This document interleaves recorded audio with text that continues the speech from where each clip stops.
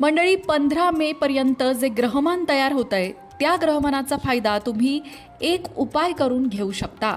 म्हणजे ते ग्रहमान तुमच्यासाठी लाभदायक ठरू शकतं जर तुम्ही खास पद्धतीचे ज्योतिषशास्त्रीय उपाय केले तर.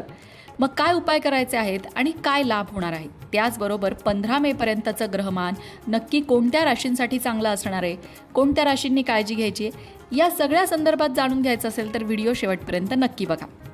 चला तर सुरुवात करूया. पहिला प्रश्न, असं काय खास विशेष ग्रहमान आहे बाबा? तर सूर्याने मेष राशीत 14 एप्रिलला प्रवेश केलेला आहे आणि 15 मे पर्यंत सूर्य मेष राशीमध्ये असणार आहे.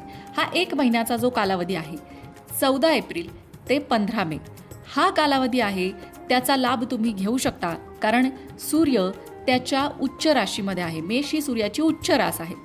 त्याचबरोबर इतर ग्रहांच्या संयोगाने सुद्धा काही चांगले राजयोग याच काळात जुळून येतात.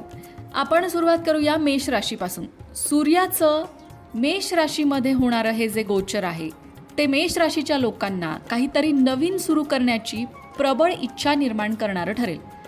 जलद निर्णय घ्याल आणि कामं पुढे नेण्यासाठी अगदी तुम्ही सक्रिय असणार आहात. वडील किंवा घरातील मोठ्यांशी बोलताना मात्र सावध राहायचंय, कारण छोट्याशा गोष्टीतनं वाद होऊ शकतात. शिक्षण घेणाऱ्यांसाठी हा काळ मेहनतीचा आहे आणि मेहनतीला चांगलं फळ देणारा सुद्धा आहे. आता तुम्हाला काय उपाय करायचा आहे की ज्याचा फायदा तुम्हाला या काळात होणार आहे? रोज गायत्री मंत्राचा जप करणं तुमच्यासाठी फायद्याचं ठरेल, कारण मेष राशीमध्येच सूर्य आलेला आहे.